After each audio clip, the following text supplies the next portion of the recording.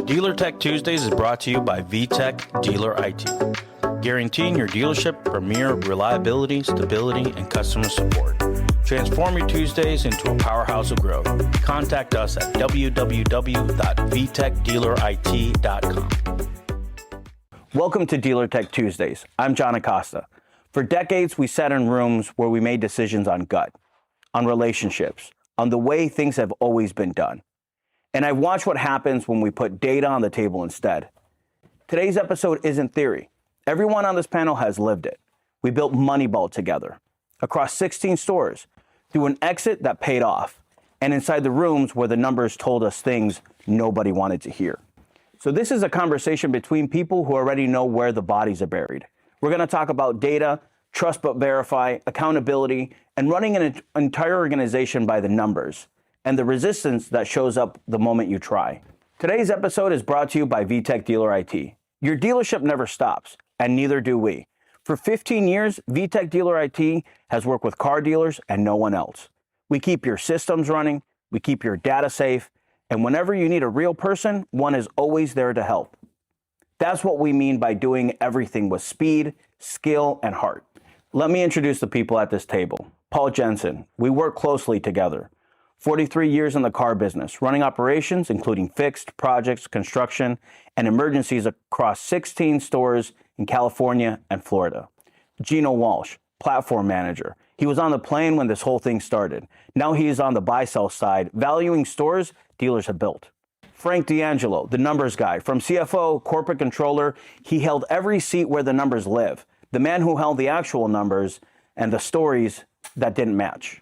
And last but not least, Prasad Shavali, the CEO of Axle Automotive, built the next generation of dealership data with Axle One and our exclusive partner in the dealership data space. All right, so one thing I wanted to start with is, kind of this journey in general terms, right? It's like a highly profitable and successful auto group that was run through the numbers, that had a transformation. I know the dealer, and we're speaking about specifically Cavalli Auto Group, right? Where everybody on this panel had a role except for Prasad, and Prasad's bringing in the next generation of data.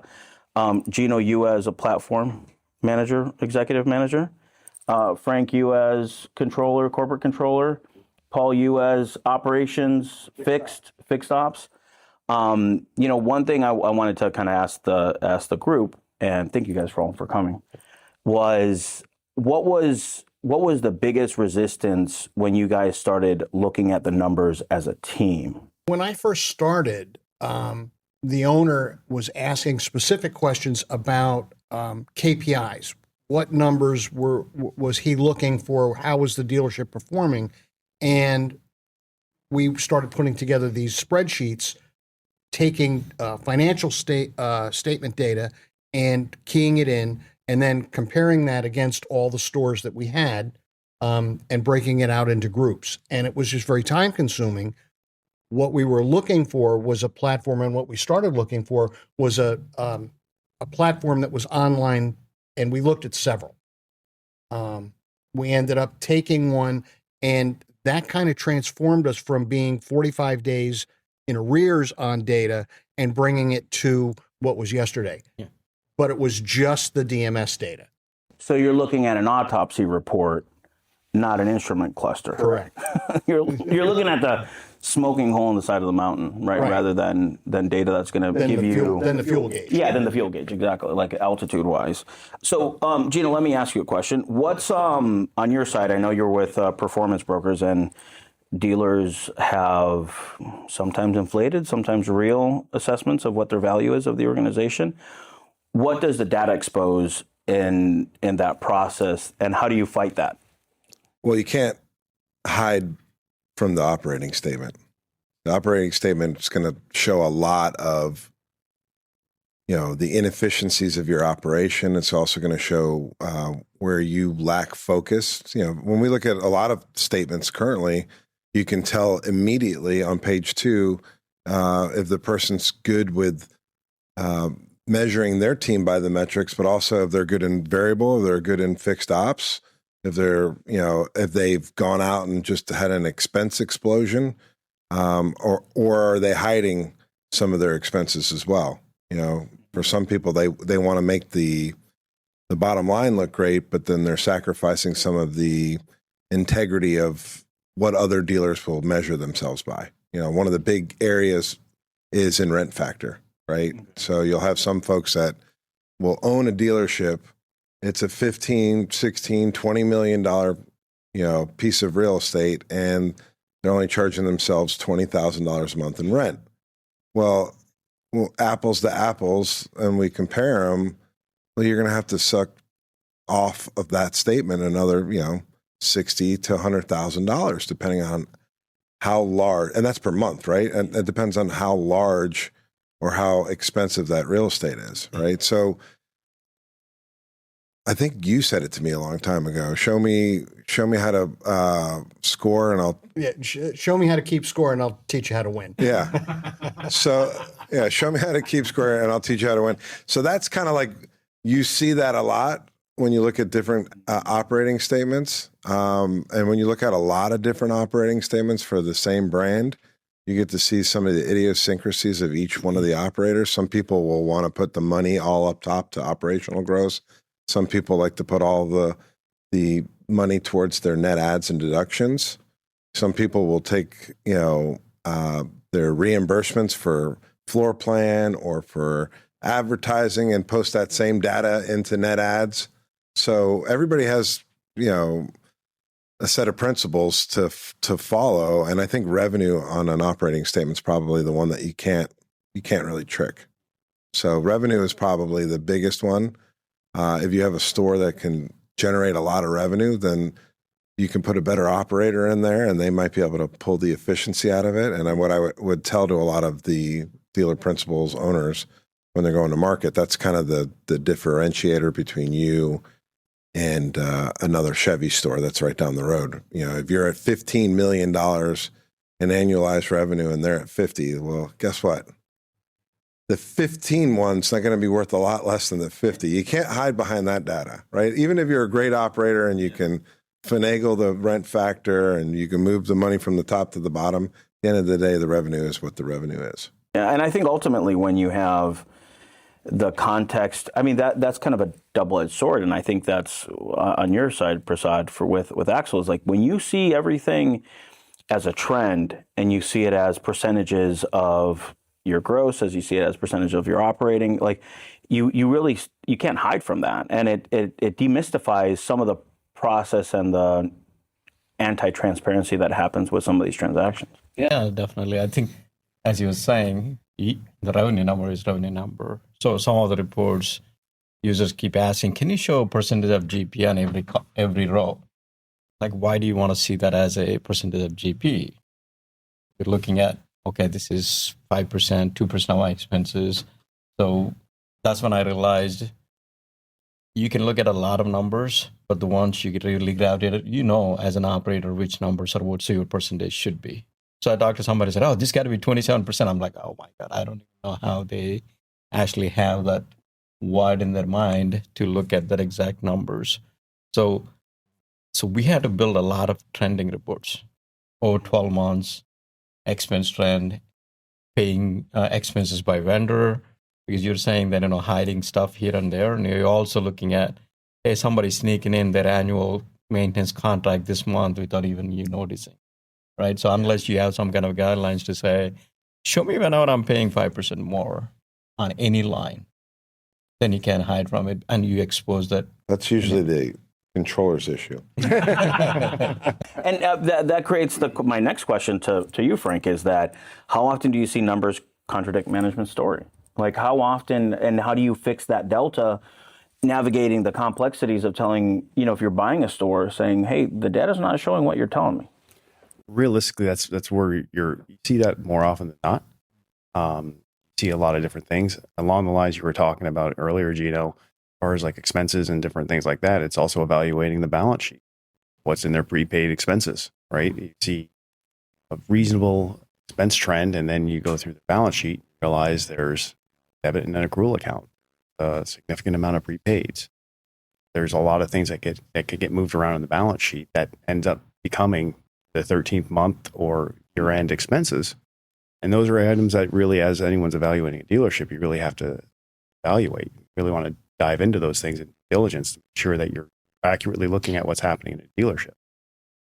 To the point, one thing you can't really budge, for lack of a better way of putting it, is revenue. Because every time you look at a dealership, everyone has their own expense structures, right? Yeah. Management fees, certain ways they pay, whether general managers, operating managers, advisors, everyone has their own type of structure. So really, you're taking the revenue, backing into how your tax and overall deal structure works, and then your expense structure to derive exactly whether it's worth the price you're paying or not. And, within an operation too, the one thing that I thought we did a very good job of working with our dealerships. But, Gino used to say it best, you're on Front Street. The first couple meetings were a little rough. The data is calling out the misinterpretation. And really, once we started managing to the platform, everybody was really much more dialed in, and we found that everybody was on the same page. Controllers knew they had to have stuff ready to go by our Tuesday meeting, for example. And to further what you were talking about earlier, Paul, the old way was your Mondays, you had this spreadsheet that went out. Your Tuesdays, this spreadsheet went out as a daily operating, whether it was unbilled deals, IT, work in process. That took a lot of time out of the accounting department, which again, you're paying for a certain block of time. So now you're able to reallocate that resource in different avenues rather than just reporting. So as evaluating a platform reporting tool, something I don't think a lot of people really take into consideration is that you're paying for somebody to do nothing but a spreadsheet when they could be doing something much more productive. Yeah, that makes sense. It's what's that spreadsheet, like building that spreadsheet actually costs you, and I call those like non-revenue generating behaviors. It's like I want to be finding where I want to be finding in the organization what's going to move the needle rather than what's going to be busy work, just to give somebody the information to make the decision that they're having. So that de-siloing that happens is, I think that's what the next revolution is going to be. There's going to be a lot more density in the organization and the different silos talking to each other and creating, it's like, and Prasad, I think you said this, like data's not true until you see it in a bunch of places. Yeah. Right? It's like you start seeing it in the same, and everybody brings their own report. Like a CFO said, if I don't see the same number in 5 different reports, I'm not going to trust it. Correct. What number could be different in one report, he's going to throw out all 5 reports, not just one. Yeah, and then the manager bringing in the report that defends their decision tree, right? Yeah, you show me a report up. I'll show you how to interpret it. You're just poking up, shooting holes in whatever. We had a guy who was an actuary, was one of our salespeople, and he used to help us with these reports before we had a report mechanism.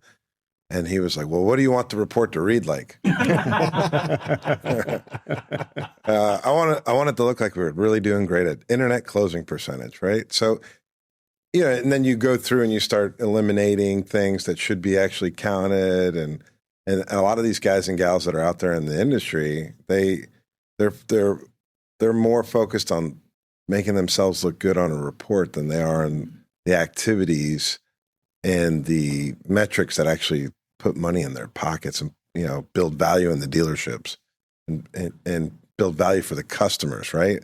They're like so focused on like Monday, this report's going to come out and it better look right. So go in there and put everybody who was an internet lead into a fresh up, right? Because they're all more focused on internet closing ratio than they are in fresh up closing ratio, right? And It's reporting by the art department. yeah, that's right. Exactly. Yeah, exactly. But to that point, I think a lot of dealer owners have a lot of faith in their management team. They don't want to hear that. And they get that report. They're like, okay, they are doing good. They think in their minds. When then you get the report that contradicts it completely, and they find themselves just devastated that happened. And that's where it's like, I think there's an inherent desire to trust your entire management team.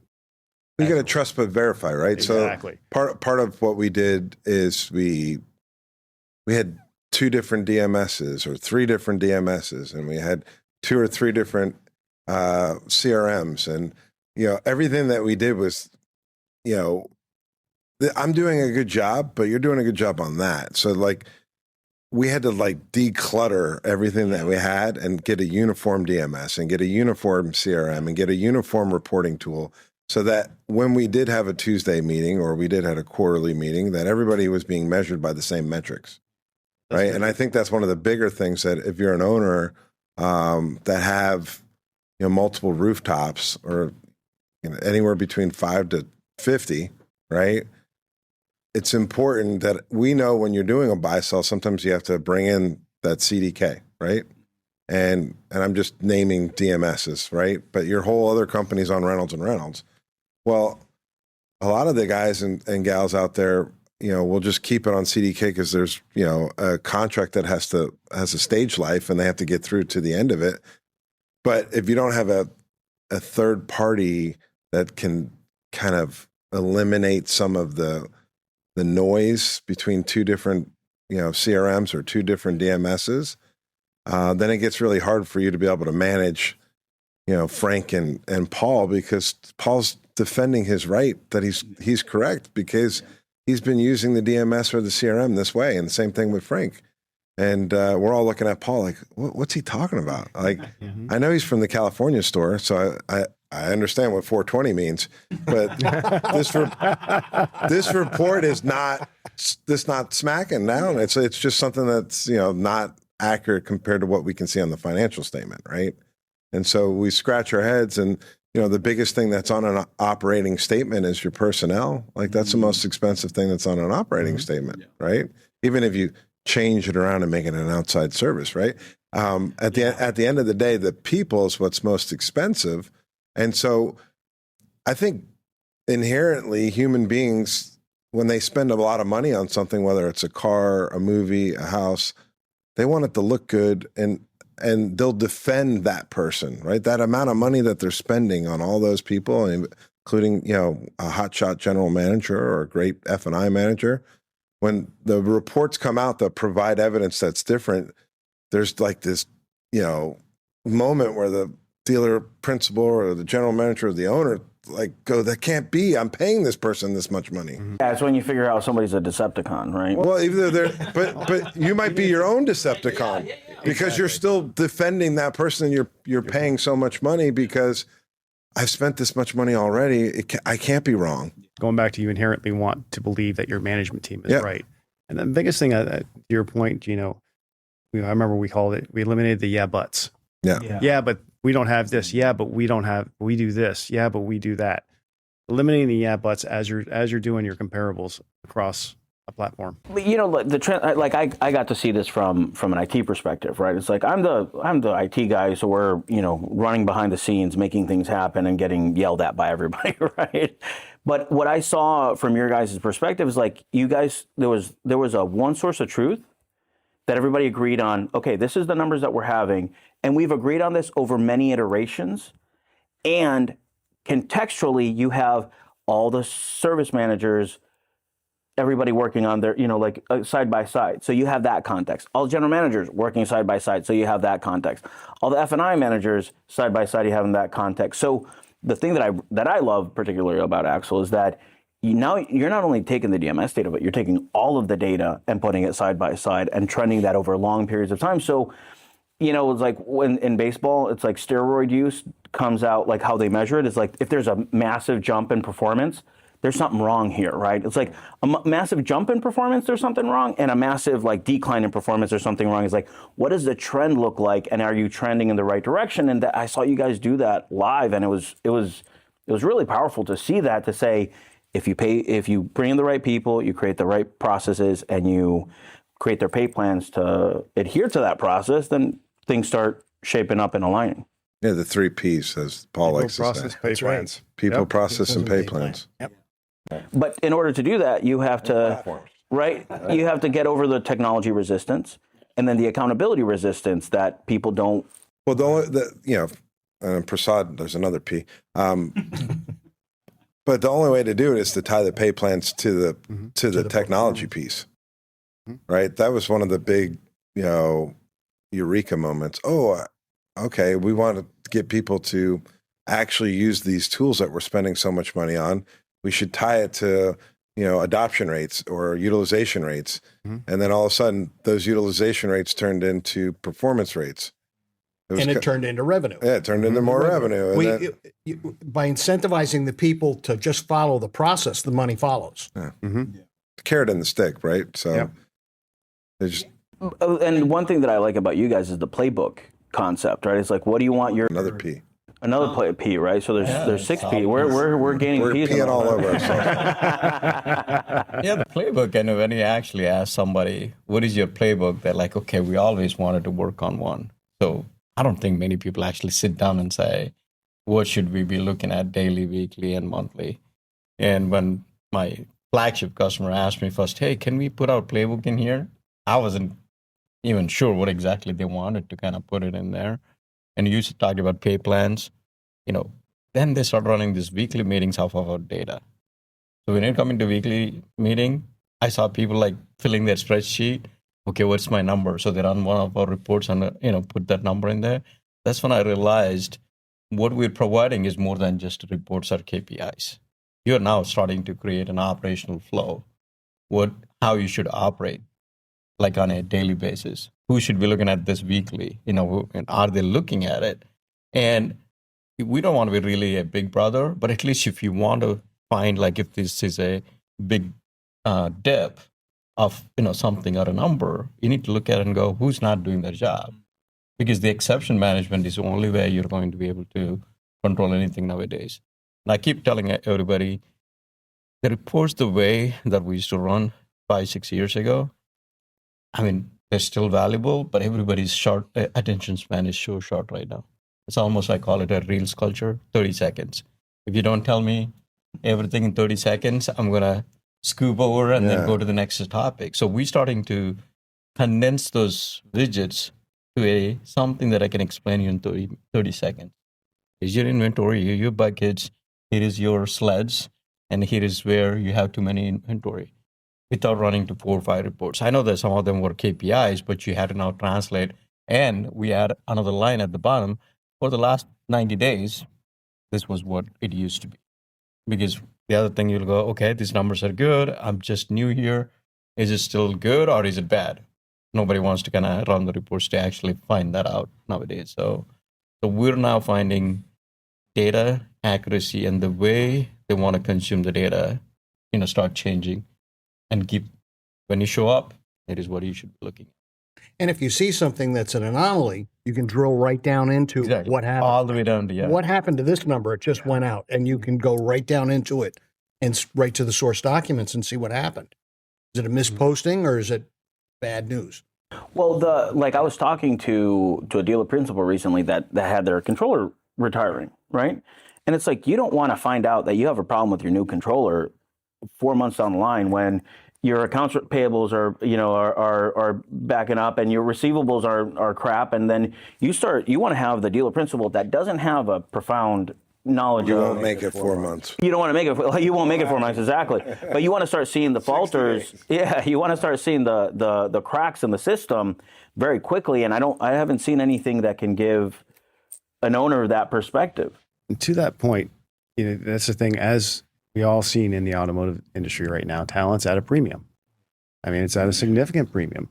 And there's a lot of people getting moved into seats that they may or may not be ready for. So a platform reporting like this, as you continue to look at different things, are bills being paid? Are receivables being collected? You see these things grow.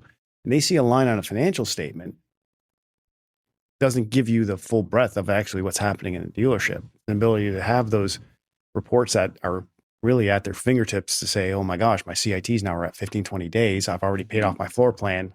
I'm burning cash now, right? Or I have inventory that's sitting there for, 180 days. No one's done anything with. What do we do? Or incentives that haven't been paid in 60, 90, 120 days. And they were either set up in a deal that shouldn't have been in there, not claimed in a timely fashion, a lot of different things.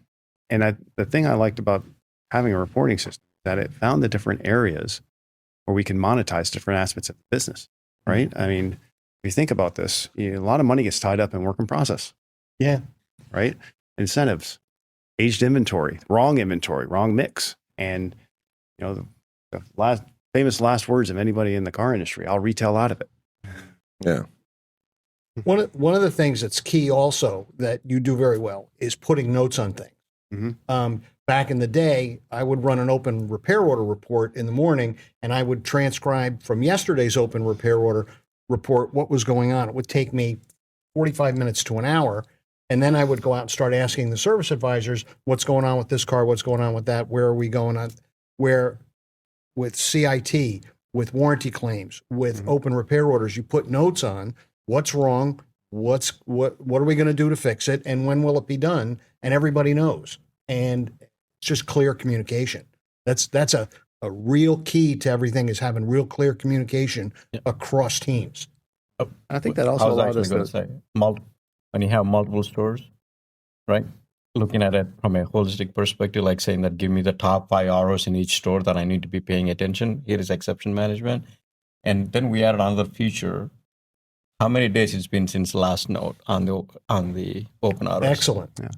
Because you put in and say, I'm waiting for something, and you just leave it there. And how often should you be updating? So you can put a guideline saying that I need a weekly update on the ones that have status of X, because you just glazed through You it. said that exactly correct. What it allows a management team to do is set an expectation. Yeah.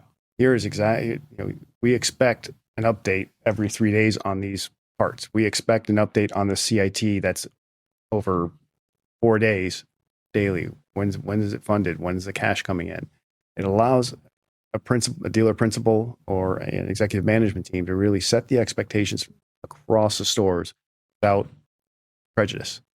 And management has to take control of that and start hammering the people, because it's the speed of the boss is the speed of the help. If nobody's watching what's going on, nothing gets done. Yeah, and is it answers that question? Is it a knowing problem or a doing problem? It's like there's like 7 things management wise that we can control. It's like what a good job looks like. Are they trained? Do they have the access? Do they know when they have to do it? What the cadence looks like? Do they have the tools to be able to do that? Do they have the authority? And then you can answer is like, are you actually resisting doing it because you're not doing your job? And then you can make a change, right, if you have to. But that context is powerful to say, does everybody know that CIT needs to be updated daily, right? I think what you're talking about, because I know we've been talking about the Moneyball thing forever. Yeah. If you really think about it, it's culture, right? And culture's set every day. It's not set because you put it on a piece of paper and you said, here, put it by the bathroom, put it by the refrigerator. It's set based upon the activities and the allowance of things. Like your culture is what you allow, right? Yeah. And so if you're allowing Jimmy or Jenny not to put her notes in her CIT or his work in progress, and then you're not following it up with a feedback meeting, right? Then your culture is, we don't Moneyball. Your culture is, we don't care. We have all these tools, we have all these reports, but we're not using these reports to improve the lives of our team members, and we're not improving the lives of our customers because, right? Like I've seen a lot of statements that look great, but there's no money in the operation. Guess why? Eliminate the last 5 years. Guess why? Because there's no culture of managing work in progress and incentives, and there's no culture in managing CITs. There's a culture of put them on the road, lick them, stick them, get them going. Close the repair orders, and then we'll collect the money later. The only 2 things we do in automotive is we sell things and collect money. Yep, absolutely. Right? That's it. Exactly. And the last 5 years, it was easier than ever, right? Everybody was talking about Moneyball, like steroid era. No, there was no. It must have been really hard for anybody. Sorry, Prasad, but like for you to come in and go, "Hey, I want you to look at this report. It's going to make your business even better." And they're like, "Dude, the fish are jumping in the boat." Yeah, exactly. Like, what do I need a sonar for? What do I need? Why do I have to have the latest and greatest lure? Like they're literally jumping in the boat. Like I have to leave after 5 minutes of being on the water. And, slowly but surely that... Trust me, that happened. And I'd be like, what KPI are you going to show me? I don't even have cars to sell. What KPIs? Well, especially in that time frame, yeah. Yeah, so there's like a before COVID, and then there's an after COVID, and now there's going to be a before FTC, and then there's going to be an after FTC, because the world is changing again, and that's what I'd like to know. Like when, and if I was an operator looking at, data, I'd want to see like, okay, what did the last 5 years look like, and now what do the next 5 years look like, and I want to see how that change occurred from and let's just call it what it was.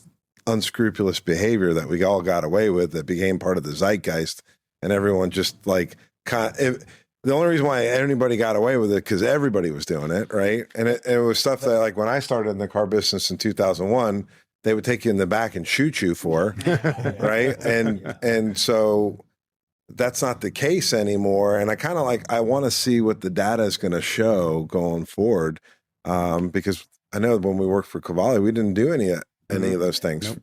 And it was kind of a detriment. We'd look at a car that was like a Toyota Corolla that had a 25-day market supply, and it would be 60 days and we're losing $1,500 to sell the car. I'm like, this doesn't make any sense. Like, we did everything we were supposed to do here and it's not selling. Well, we weren't playing by the same set of rules as the other folks were because of, there were laws on the books to not allow it to happen, but they allowed it to happen. So I want to see what it's going to be more of a return to normalcy with that, which is great for good operators. It's great for the customers. It's great for our industry because, you do things the wrong way long enough. There's going to be a lot more than Scouts and, Rivians and Teslas, and Carvanas, right? Yeah. Because there's a certain group of people who are like, I just want to not have to deal with any of it, right? And so I'm interested to see how your reporting comes back out of that. What have you seen? Any learnings that you've gotten out of it? Yeah, I mean, reporting is the easiest part, but we start looking at the data, like you said, historic data, not only just from DMS, every aspect of the data. Where are you hiding your data? Where is the source of it? When you start going 2 years from now, when somebody asks, how is it to do in 2026? You got to have real access and it's normalized, ready to available. Yeah.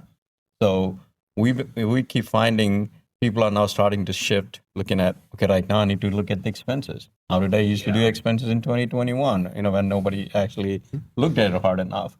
And when they ask or pivot to that particular data set, if you have historical data and also analyzed and ready to go, that's when you have the advantage. And that's what we're trying to say. What are you looking for the data now? And then we can bring that up really quick, or even a custom report to start adjusting to whatever the market demands you. Even the compliance stuff. Oh, we never did that. Well, data is not going to lie. That was the whole premise of that conversation, right? Data is going to be data.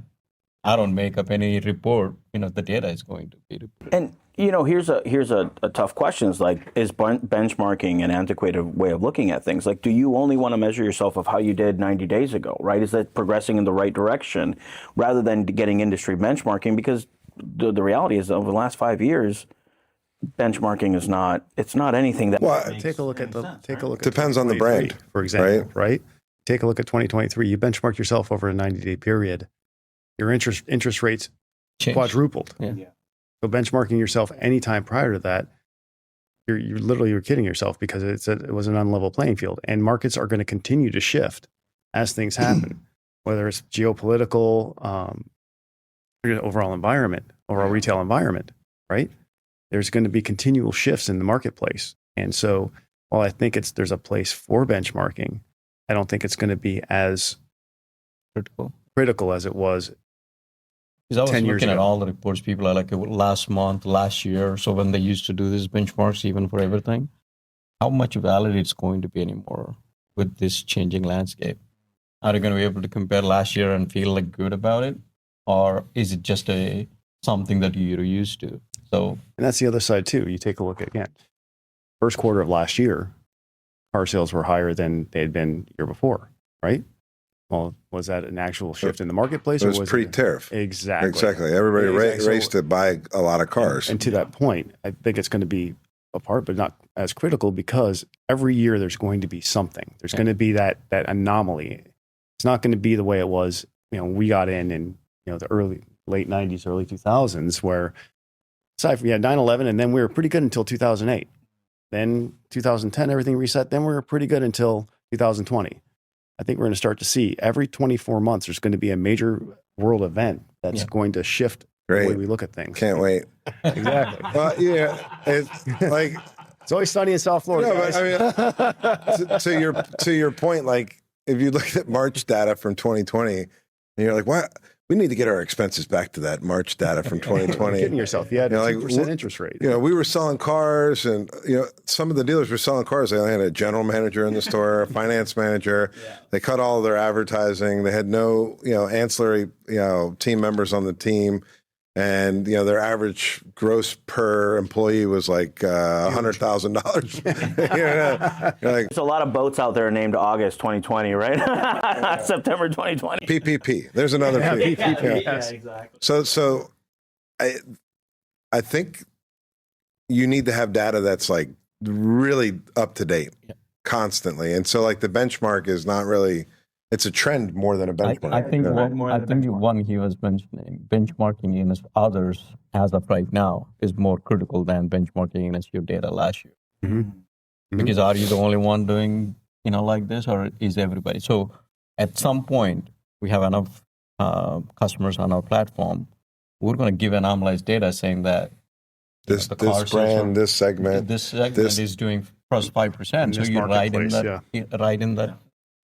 That's where we see the benefit rather than actually, I can't believe, like you said, 45 days. Like it used to take 45 days, look at the financial statement, upload, analyze, and look the areas of improvement. That was so old right now compared to, you cannot wait 45 days to react anymore. Gas price is going to change, and all of a sudden you're going to sell the trucks again next week. I mean, world events change every week or month. Day. Hours. Hours. Honestly, that's by tweet. Though. Yeah. by tweet. Exactly. At the end of the day, it's the only consistent thing in the automotive business is change, and your ability, and your ability to adapt to that change. And without great data that's constantly getting updated and being trend rather than snapshotting it is, I think, the wave of the future. What that looks like. One of the things I think that's also very important is your tech stack. What tools are you using, and are they valid, and are they set up properly so that the data is feeding the right way to do that, and that you haven't purchased a technology that has become closetware, where things are, you're just not using it, or you're not using it correctly. Yeah, well, here's one. You want to hear one that's really great? Like we've implemented a lot of different tools. So one of the tools that we implemented was a CRM that had a desking tool in it, right? And you were involved with this, so this is a good one. So, and I changed the way that I helped people after that. I looked at it more as like I'm a veterinarian versus I am a doctor to try to help people. Where a doctor sits there and people tell them what their problem is, and then they do an analysis and they do a recommendation. Whereas a veterinarian, the animal can't speak to you. So you have to like figure out where the problem is. And when I had that moment that happened to me was when we put in a CRM, we had a desking tool, and there was a hurricane here in Florida. We had a store in California, and I get a phone call, and I'm going, all right, I'd like to buy X, Y, and Z car. Like we had a car, I liked it, I wanted to buy it. And I was like, I hadn't used the desking tool, but I had my laptop. I was in Florida, and I was desking the deal. And I said, can you do me a favor? Can you tell me if I desk this properly? And they go, oh, the desking tool, we don't use that.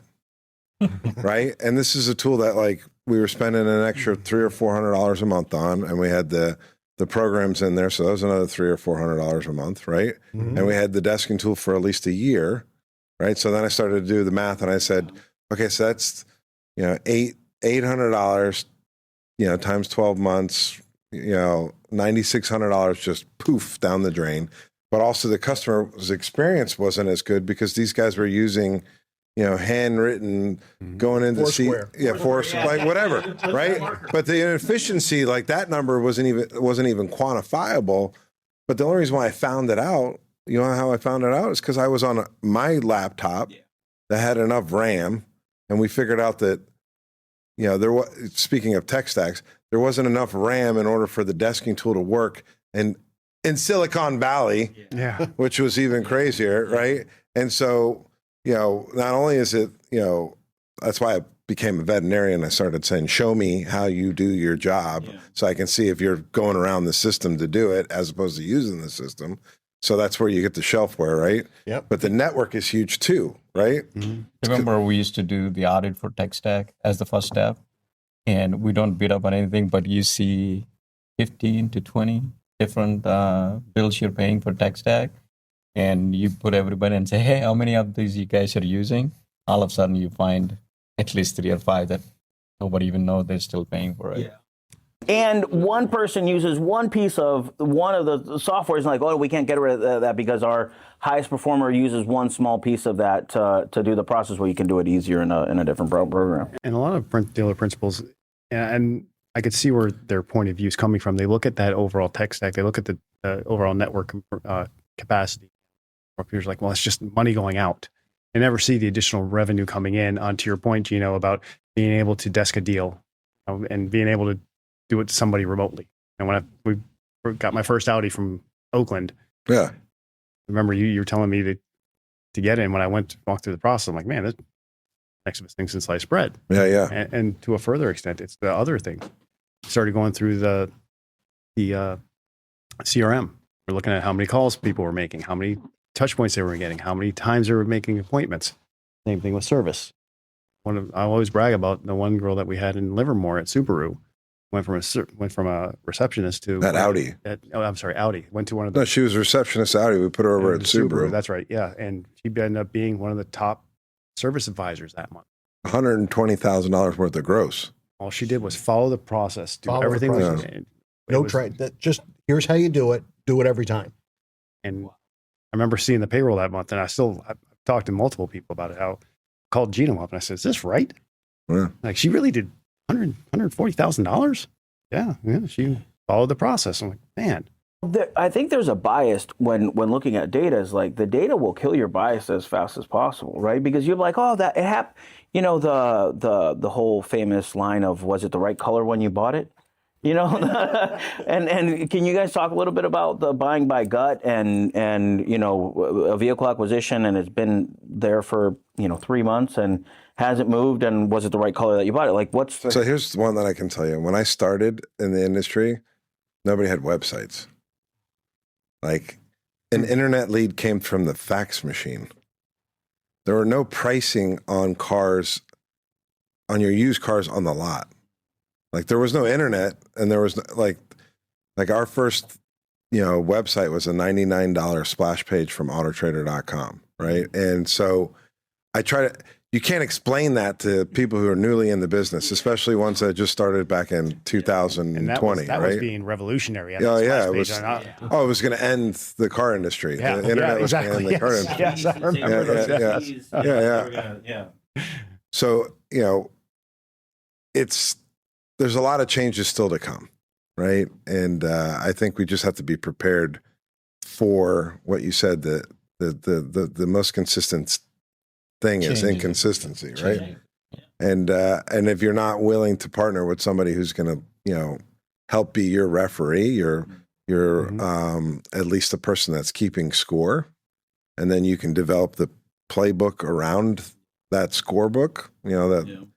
That's kind of the Nick Saban thing, is don't look at the scoreboard until the end, right? Because if you do your play over and over again, well, Nick, great story, I love it, but you're analyzing every play, every day, every single down, every single second. That's what, a really good partner who can give you the data. You can do, what we call a check-in in the morning to look at the data from the night before, a check-up in the middle of the day, and then a check-out. And it doesn't matter what department you're in, fixed ops and parts and variable. Yeah. These are the places where if you have a really good, partner that's giving you the right data, you can rocket mortgage your entire dealership and get rid of the subscriptions, right? Yeah. But you can also rocket mortgage some of the team members that aren't doing what they say they're doing as well. So, and finding holes in the boat.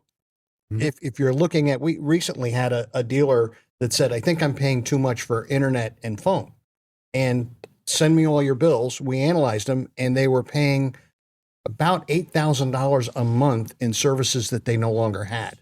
Wow. Where the payables girl was just paying the bill. They just want it off the desk. Yeah. Here, Get it off the invoice desk. comes Get it in, off the pay desk. Because they got yelled at once for not posting that bill the month before. And- And and there was a internet got double shut off. posting. There was a double posting, and the general manager goes, "How the heck is my expense $16,000 this month? It's normally $8,000." Regardless of whether or not they're using any of the services, they saw a jump from $8,000 to $16,000, and they had to explain it to an owner. And they're like, "Can we do that over 3 months?"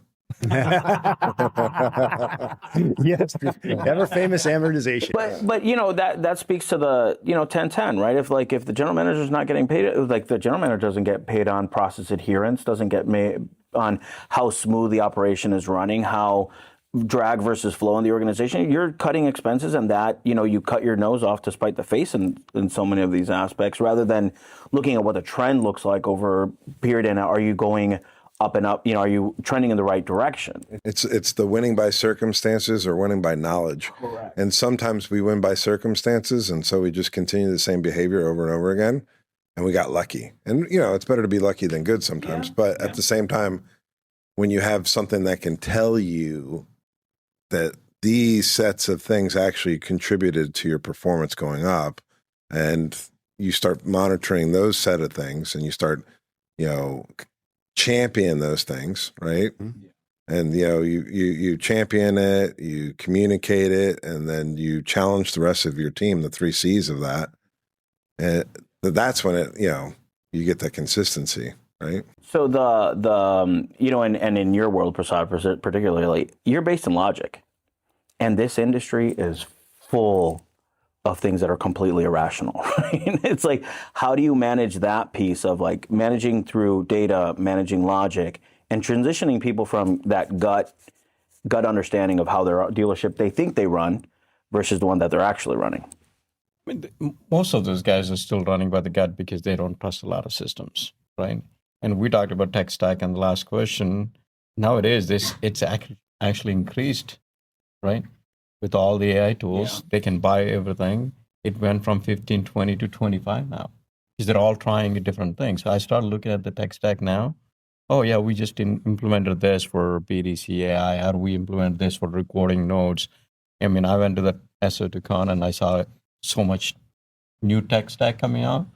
It's going to be another revolution of what I'm paying for, what I'm not paying for 6 months from now. I would like to see how many more things they're buying. Then I also talked to another dealer, and they said, how many calls you're getting a day now, people wanting to pitch a new technology, because everything is now enhanced by AI. It's the same thing, but it's now enhanced by AI. It's like crappy CRM.ai. Yeah. It's garbage in, garbage out, right, at the end of the day. If you started using so many technologies, how would you even ask people to use them and trust how it's going to help you? So they will just give it a try. If it doesn't give you results immediately, they're going to just deviate. So we started looking at the user activity. You said some people are not using testing tool in CRM, right? Paying for software is one thing. How many features they're using is the other thing. And how many times they're using is the third thing, right? So we kept looking at on our platform, why are people not logging in? And the minute you started giving them the numbers or the information that makes their job better, all of a sudden the trust and the activity goes up significantly. Better, or it makes their job easier? Whatever it clicks for them. Efficient. Yeah. You could say better, because if you're able to allocate your time more resourcefully, and that's where I think a lot of people... And also answering the question when somebody calls you and your dealer principal says that, hey, is this correct that you're showing me this percentage on your PVR compared to last 3 months? And they now log into and then pull the number quickly instead of having to say, hey, let me get back to you, right? This is some other feedback I keep getting. And a lot of GMs are pretty smart. They came from selling cars, all the retail guys, they want to make the deals and all that. So he said, every time I call my GM and ask a question that is not sales related, they'll say, I'll get back to you. Because one, they don't know where to look up. They don't, It's because the service department wants everything to be by gut. I can tell you, service and parts, they are probably the biggest pushback on any of the data. Because you start formalizing them. They go, uh-oh, I know what's going to happen right now. They're going to track actually my activities, and they can maybe replace me and they start getting a little nervous. That's exactly what he said. They have no visibility on the fixed side and all the stuff. They'll just get some numbers in a spreadsheet. But we're now starting to give them more real-time numbers to start making them like, hey, I can look this up myself. So I was talking to one of our friends, Joe Shaker. He said, we need to create a GM playbook on how to look up numbers easily to do your job better. Then you will start having much better results across the board. Because that's hesitation is, I don't know the number right away. I'm going to call you back. And then, 2 hours later, you hope that whoever asked the question forget about the question and they switched on to something else. And now they're talking about inventory and it never comes back. Oh yeah, I never got that number. So, but having those numbers handy and getting the trust factor where data is available is where we, I think everything is going to. The one thing I will tell you, most owners ask questions they already have the answers to. Mm-hmm. So you can only quizzing you. Well, you can only play, and if they're partnered with you, you can only play that game so many times. Yeah. Let me get back to you because they're like, no, wait, like you don't have to get back to me. I actually have that information. I was just trying to see whether or not you do. Yeah, exactly. Right? Exactly. And there was a wall for a long time between service and sales. And it was intentional somewhat too, right? I can beat up on Paul a little bit about this. Like they don't want us to know what's going on, right? And so the ambiguity is kind of a good thing, and for them at least, right? And so when we started putting manners and using technology that actually connected the dots and made it more of like variable, then it, like there was some, analysis or an analogy between like you do this is what you get. And so we started to be able activity based. Yeah, but you were big on, you got to make so many phone calls to generate so many clients that are interested. But it's the same thing leads, in service now. It's like, how many times are you doing the digital walk around and how many times are you doing the digital MPI and the video and you can actually see with some of the technology that's out there, not only can you see like who your best advisor is, but you can see who your best technician is based upon their MPI performance. But let me push back on that. Available before. But let me push back on that. It's the, I remember when you guys implemented the video walk around. It was better for the technician. It was better for the service advisor. It was better for the dealership. But they resisted it because they're resistant to change, right? But when the first early adopter started doing it and their pay plan blew up, right? Everybody else was like, they sold more hours, exactly. Yeah. And then you guys incentivized the adherence to that process that ultimately gave the outcome that you wanted. Commitment to the process. We communicated what needed to be done, and then we championed the people who like did a video. Who, the technician does a brake job video on a 911. We have a new service advisor, and he goes, well, what should I do? Just send the video. Yeah. And then so the guy sends the video and the MPI with it, and then he goes, I don't know what we're going to do. This is a $19,000 repair. The customer's going to get upset or mad when I call them. I go, send them the video and then call them and say, well, what did you think? And that's it. Don't say anything after that. And the customer goes, well, it needs to get done, right? Yeah. And that's so, and that's a true story. But then you champion that. Yeah. Like you go, such and such has no clue on how to be a service advisor, but he has a clue or she has a clue on how to follow the process. And, they just put X amount of dollars in their pocket just by following the process. Yeah. I remember. Why don't you want to do that? Like, I remember the first time one of the Audi stores, we started doing the videos. Techs were completely resistant. And the first one pops like a $3,500 was brake job or rotors. I can't remember exactly what it was. You can see everybody like, oh, light bulb. Wait a minute. Yeah. Well, then they used to get mad at the advisors for not sending the videos. Exactly. Right. That's when you really got to buy each other accountable. And then to a point, they started using their UCIs and going to the sales department and sending the videos as practice. What did you guys think? Would you? Are you guys going to pay me to do the video and do the MPI? Yeah. That was the first pushback you got. No, by the count. No. But that's like that goes back to that question of, does it make it better, your job better, or does it how do we incentivize people to adhere to the process through the data? I think he said, everything works through the pay plans, right? So all of a sudden you start showing the benefit of any of this change, because people used to resist technology thinking that you're just doing this just to speed up or make me, instead of me making mistakes, technology is replacing it. But it was really pushing that report that we had, tech efficiency, and the actual hours, clocked hours, and then what you actually worked on the job. I never realized how important that report was. And we started looking And that's at it. tying the payroll platform to the DMS. Yeah, exactly. Which And then- when we did it, we were just pulling what we were pulling out of the DMS, and that was all based on accurate clocking by the technicians, which none of them did right. yeah. Well, let me ask this question: is that I think there's a set and setting for each part of this process. Is that you can't go into a dealership that's a dumpster fire, right? So let's say your guys' auto group, when he just bought it, right? You're just establishing basic things, and then there's an optimization phase, and then there's a fine tuning phase. So if you go into a fine tuning product into the dumpster fire, it's not gonna stick. Everybody's gonna resist it, and they're gonna resent you for it. But if you apply the appropriate tools at the appropriate stage where they are, you can create that momentum that ultimately turns out into a great exit. And that's building the culture. That goes right back to the culture question. Yeah. It's all culture. I still laugh about how we used to do the Squid Games with the technicians. Oh yeah, that was fun. Yeah, you make it exciting. The technicians are really easy. You give them a $200 gift card. It's some mama doesn't know money, and because they like tattoos and they You want to talk about how competitive that got? I mean, that you would have thought they were playing for blood. And then you would give them the feedback and say, okay, who has the best video? And then you would do a video thing, and everybody would stand there and we'd review the videos. And there would be a panel like, oh, Jimmy did a great video and Janet did an okay video. Yeah. And then you would be like, Jimmy's. And next thing you know, you went from these really drab videos where like, hey, this is Jimmy. I'm looking at the car today. Blah, blah. You've seen those videos, right? To, hi, I'm Jimmy, your service technician here at such and such motors. And you're like, certified. Yeah. In the business for 25 years. And guess what? They get the little hand pointer. Yeah.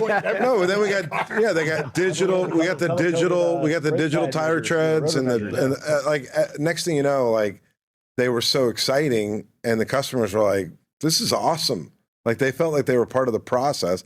And I think, when you can get the customer to have customer delight, enthusiasm over something that they've, it's just as obscure for them as it was for that general manager and what the heck they actually do back there. All I know is I drop my car off and then they tell me that it's $1,500 and I have no idea why. Mm-hmm. But if I don't do it, the car's going to explode. Right? Yeah, exactly. Well, you wouldn't want to leave your wife on the side of the road. Would you? You brush your teeth, don't you? You want to get this done. Your kids are in this. So that technology actually translates to people having a better experience. And when people have a better experience, what do? They spend more money, right? And that's what. But to your point, process though. Yeah. Who's not doing that now? But when you started this, people like, why should I do this? To now, if you don't send a video MPI, how many people are going to trust you? What you say? How many people do you still hear? Yeah. I need more traffic. I don't have enough traffic. Is it really? Do you need more traffic, or do you need to maximize the traffic that you have? Both. Right. I mean, and that really becomes a big question. And to your point, from a dealer principal's point of view, that. How is this going to turn into a cash in the bank account, right? In fact, on that report I was talking about, we actually added a bay, number of bays you have, how many hours they're actually clocking in, bay utilization, and all you have to do is tweak a couple of those numbers to start increasing the revenue very quickly. You don't need to hire a bunch of new techs yet. No, it's how you dispatch your work. It's going to be how. If you add this gamification, he's talking about, hey, how many oil changes you can do an hour. We had to do that. We had to do that during COVID. Yeah. So we had reduction in forces that needed to be done, and we would do it based upon a formula to tell us whether or not we needed to send somebody home or keep them, right? And which is kind of crazy, right? Like I think about it now, it's like we let go of a bunch of technicians, but we had to because we had no idea what was going to happen, and we don't know how much workflow that was coming in. But what we did is we kept the guys that had really good performances and that were doing a really good job with the data that we had from before, and the customers were happier because they were getting taken care of by technicians that did their jobs better, right? But also the technicians were super happy because there wasn't a whole bunch of people just standing around trying to take their jobs away from them. And then we had a really efficient shops. Then our head count went down, our efficiency went up. our productivity went up. And then from there, when we had a manager that would say, I need more technicians, Paul and I would jump on the thing and go, prove it to me. Why?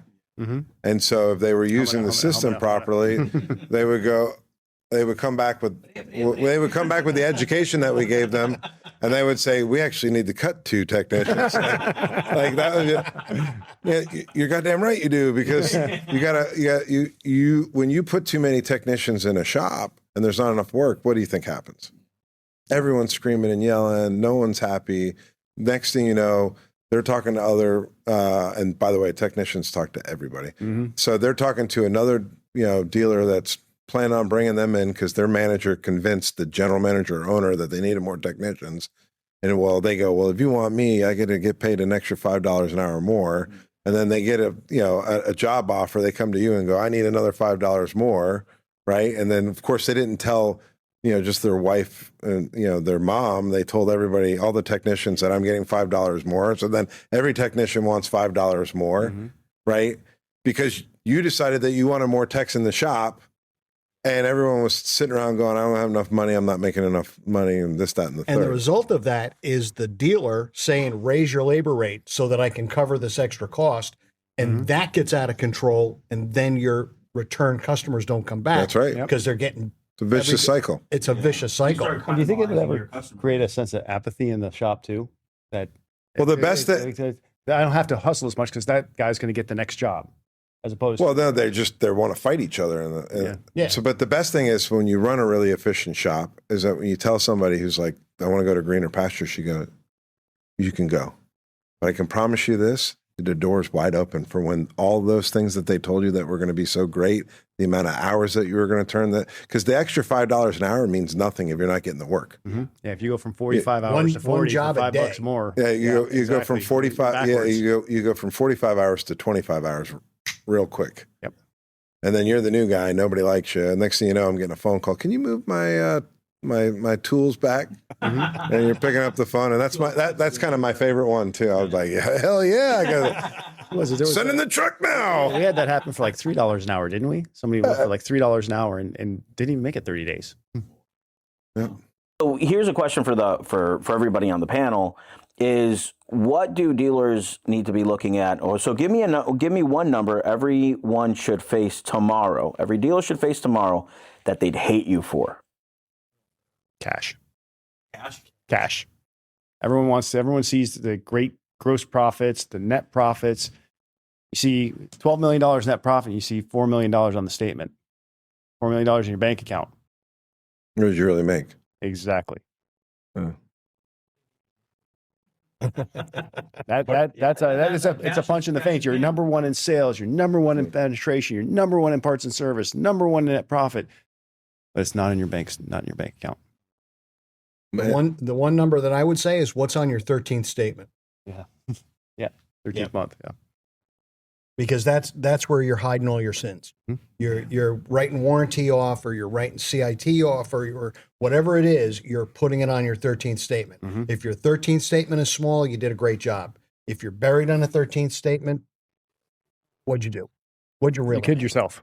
Right. And you're overpaying your people. Mm-hmm. Yep. You're eating their sins. Mine's gross per employee.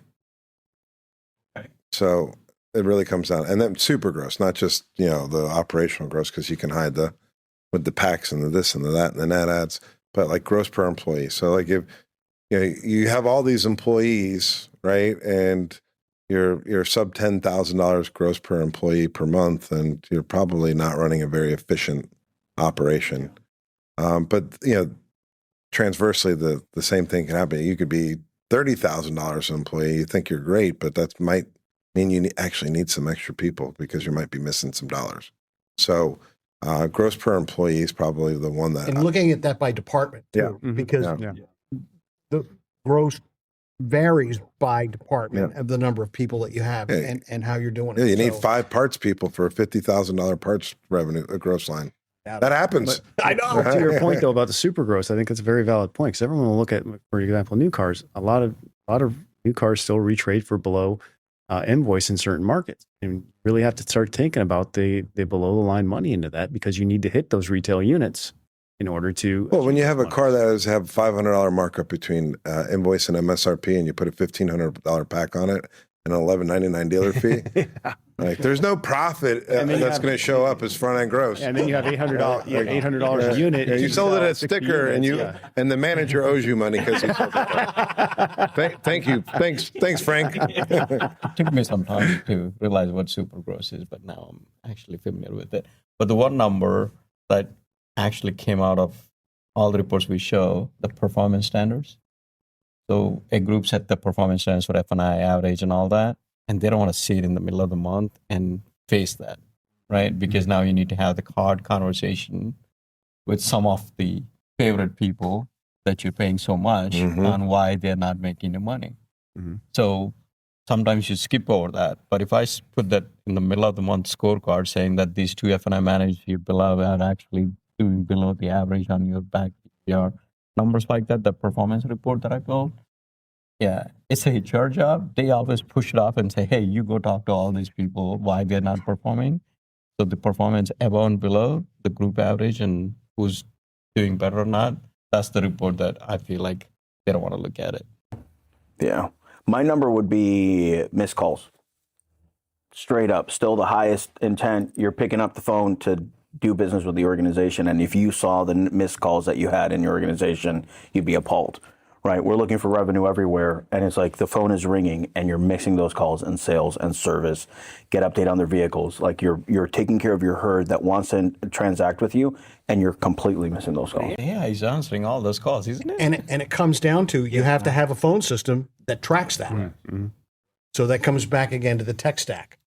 And I had this conversation with a buddy of mine in the space, and we were like talking about inefficiencies and running the business a certain way, because if you're running off of the financial statement, you're saying, hey, I'm doing good and I've got cash in the bank and I'm doing well, but the opportunity missed that you have, right? So you start putting that numbers, and if you start quantifying those numbers, you can really start having nightmares of what that looks like. But also there's some very inefficient operators out there that are sitting on $25 million of real estate that don't have a transition plan, and that's where your services come in. Yeah. Don't have a transition plan. Nobody wants to take over the business and say, I'm going to cash out and move forward and do that. And I think our world is still abound with opportunity for that. The biggest thing I was thinking about this today before I was coming down here. It's like, especially with reporting and money balling and everything, is the data is great, but if you don't have a solution for the problem, and all you have is a problem with no solution, then the team members that are, because they're not all robots yet, right? We're not there yet. So, but those folks you need to educate them on how to like change the data to a more favorable data set. And so a lot of us will focus in on just the data and not how to, correct the data. And then you'll start having people do less than, some nefarious activities in order to get the data set to look the way that they want, right? So identify the issues is super important to do, right? Because you can't go where you want to go unless you know where you're at, right? But at the same time, if all we're doing is identifying the issues, kind of similar to what you were talking about before, which is like, hey, you're supposed to be at $2,500 a copy and 275% product penetration. You're at $1,300 a copy and 112% product penetration. And then you don't like teach them how to change that. All you do is bludgeon them with the data and the numbers. They're already applying for some position somewhere else. They're on the phone. They're not focused. So like, it's great to have all this data, but then if you're not a really good educator and trainer of your people, then you need to go get people who know how to educate and train your people. It's not you as an owner or dealer principal don't have to know how to do everything, but you also need to know when to ask for help from outside people. Well, I think for so many years, for decades upon decades, people were arguing about the validity of the numbers. Like that part has to be in the equation, has to be solved. It's like we all agree that these are the numbers. and now we can actually do something about it. And that's like step one to get to step two, which is step two is the most important thing that's going to fundamentally change how the business is, the profitability of the business. I also think as coming out of COVID was a prime example of that particular, where everyone had the data going back to like 2019, 2020. And then as we found, as everybody, and everybody in the marketplace found this out, that they had weaknesses in their operation. The successful ones, to Gino's point, come in and give them a roadmap on how to be successful, not just take the data and club them over the head every day, make them feel like they're idiots.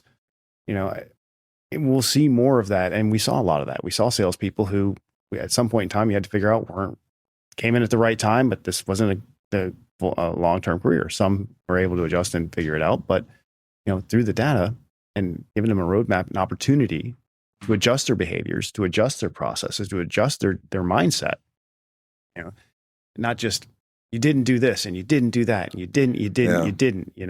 I thought we all did a pretty good job of, when we had people who weren't getting it, giving them an opportunity to figure out how to, give them steps to take.